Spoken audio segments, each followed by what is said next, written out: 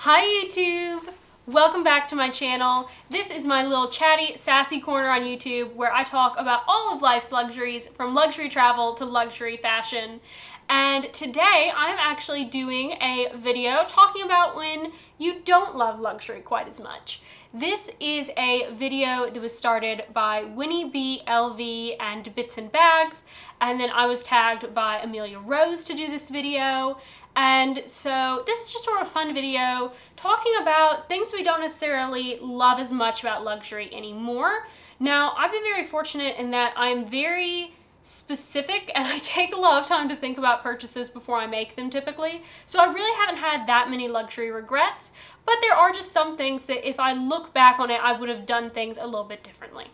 And the first item that is going to be is my long strand of Tiffany pearls. So right now this looks really, really pretty, but it is actually one long, massive strand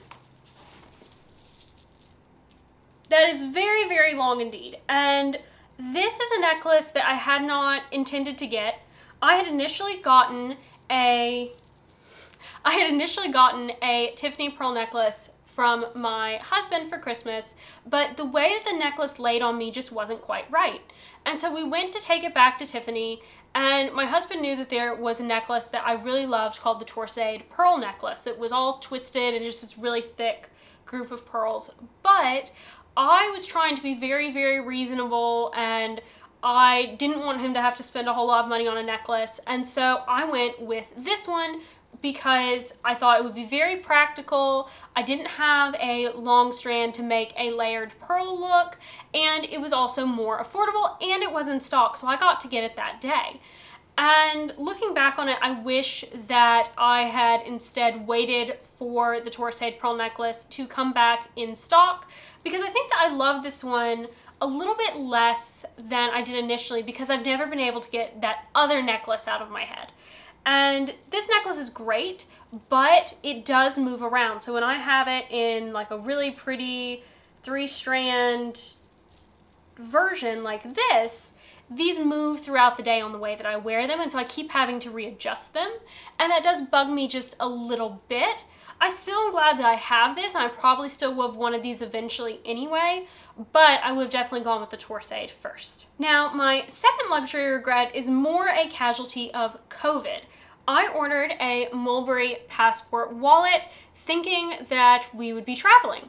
We have taken one trip since COVID hit, and so this has only been used one time.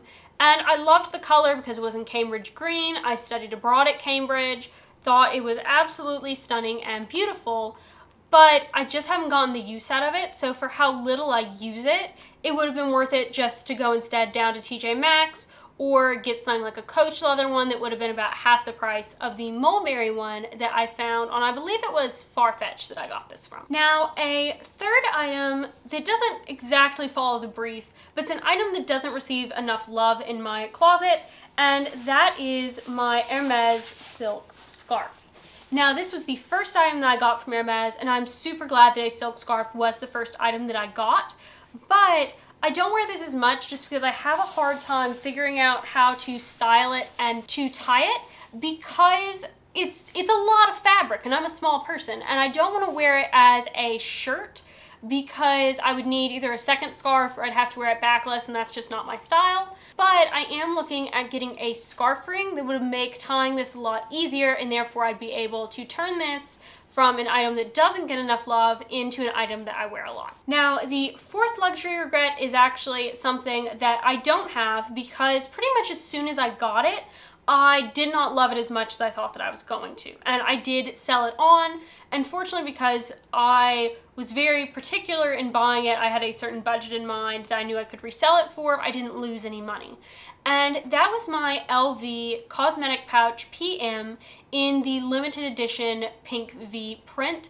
Now, I have always loved this print. It is absolutely beautiful. It's pink, it has my initial V in it, and so I was super excited to get this piece. But what I realized when the pouch came is that it was too small for me to really use as an actual traveling cosmetics pouch. I don't carry cosmetics with me throughout the day in my regular bag, And if I needed it as like a small little tiny thing just to put a powder or lipstick in, it was too big and took up too much room. And so I think when I got it, I didn't entirely think about how I was going to be using it. I just knew it was a popular piece, and I wanted to have a Louis Vuitton cosmetics pouch to go in my Louis Vuitton Keepall, which was just absolutely silly because no one's ever going to see what's inside my Keepall. So if I had to go back and do this again, I definitely would not have bought that piece because I did have the stress of having to resell it in order to recoup my money. Now, the fifth thing that I'm no longer in love with as far as luxury is Chanel. Now, I do wear the Chanel No. 5 perfume, and I do have a vintage Chanel jacket, which I love. But I got to the point where I would have been able to buy a Chanel bag right before the first really big price increase happened, and I think it was 2020. And I had the opportunity to buy the very classic black caviar with gold in a small versus a medium. Had I had the gift of psychic abilities and been able to see into the future and see that it would go up thousands and thousands over the course of the next 16 months, I would have bought the bag before that first big price increase that I knew was coming.